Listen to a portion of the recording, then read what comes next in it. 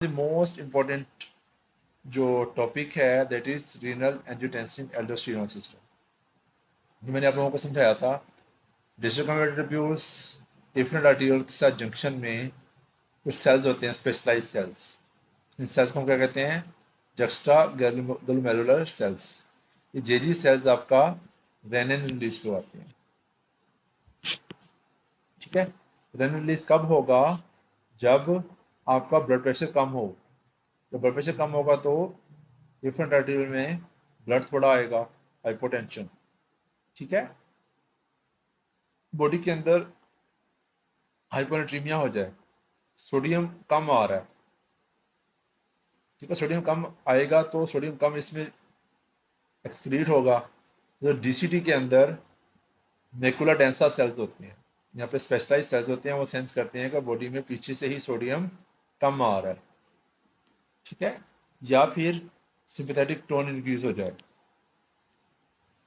ये तीनों चीज़ें मिलके क्या करेंगी? आपका जेजी सेल्स को एक्टिवेट करेंगी। जेजी सेल्स क्या रिलीज करेंगे? रेनिन। रेनिन क्या काम करती है? बेसिकली बॉडी के अंदर प्रोटीन होती है एंजियोटेंसिनोजन। एंजियोटेंसिनोजन आपका लिवर से बन रहा है। ये भी एमसीक्यू आता होता है कि एंजियोटेंसिनोजन कहाँ से बनता है, तो लिवर से बनता है। रेनिन कहाँ से बनती है? ये जेजी सेल से बनती है। ठीक है, चीज़ याद रखनी है। एंजिनो रेनिन जो है एंजियोटेंसिनोजन को एंजियोटेंसिन 1 में कन्वर्ट करती है। लगे नहीं? अब एंजियोटेंसिन 1 जो है ये इतना स्ट्रॉन्ग वेजोकंस्ट्रिक्टर नहीं है। ये कन्वर्ट होता है एंजियोटेंसिन 2 में। ये कन्वर्ट हो रहा होता है एंजाइम, एंजियोटेंसिन कन्वर्टिंग एंजाइम्स के थ्रू, जिसको हम एस भी बोलते हैं। ठीक है, तो जो एस एंजाइम है इसके दो काम है।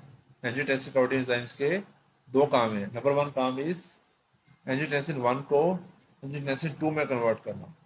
तो दूसरा काम इज ब्रेडिकाइनिन प्रोडक्शन करना, ब्रेडिकाइनिन की ब्रेक डाउन करवाना।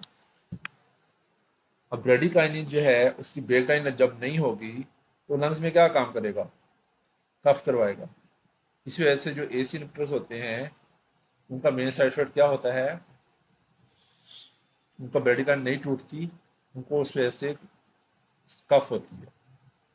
ठीक है, तो एसी इनहिबिटर का ये वाला जो काम है ब्रेडिकाइनिन की ब्रेक डाउन, ये लंग्स के हिसाब से बहुत इंपॉर्टेंट है। ठीक है, और इसका दूसरा काम एंजियोटेंसिन 1 को एंजियोटेंसिन 2 में कन्वर्ट करना होता है। अच्छा, ये एंजियोटेंसिन 2 जो है बॉडी के डिफरेंट ऑर्गन्स पे एक्ट करती है। जब ब्लड वेजल पे एक्ट करेगी तो क्या करेगी? ये वेजो कंस्ट्रिक्शन करवाएगी। वेजो कंस्ट्रिक्शन करवाएगी तो पेशेंट का ब्लड प्रेशर इंक्रीज हो जाएगा। आपकी ये इफरंट आर्टीरियल को कंस्ट्रिक्ट करवाएगी। जब इफरंट आर्टीरियल कंस्ट्रिक्शन होगी तो क्या होगा? यहाँ पे प्रेशर इंक्रीज होगा। प्रेशर इंक्रीज होगा तो यहाँ से फिल्ट्रेशन ज़्यादा निकलेगी। ठीक है, तो हाइपोटेंशन के अंदर भी पेशेंट को का जो जीएफआर है मेंटेन कर रहा होता है आपका एंजियोटेंसिन 2। वाई इफरंट आर्टियोल की जब वेजो कंस्ट्रिक्शन हो जाएगी तो यहाँ पे प्रेशर इंक्रीज हो जाएगा। प्रेशर इंक्रीज होगा तो ज़्यादा फ्लूइड फिल्टर होगा, जीएफआर में इजाफा हो जाएगा।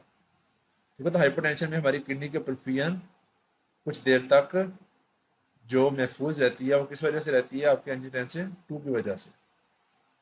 अच्छा, दूसरा प्रोक्सिमल कन्वर्टर ट्यूब्यूल्स के अंदर आपकी सोडियम बाइकार्बोनेट और वाटर की एब्जॉर्प्शन करवाएगा। उसकी वजह से कॉन्ट्रैक्शन अल्क्लोसिस होगी। ठीक है, तो इसका जो एंजियोटेंसिन 2 का एक काम जो मेन है वो अल्क्लोसिस करवाना भी है। एल्डोस्टेरोन पे एक्ट करेगा।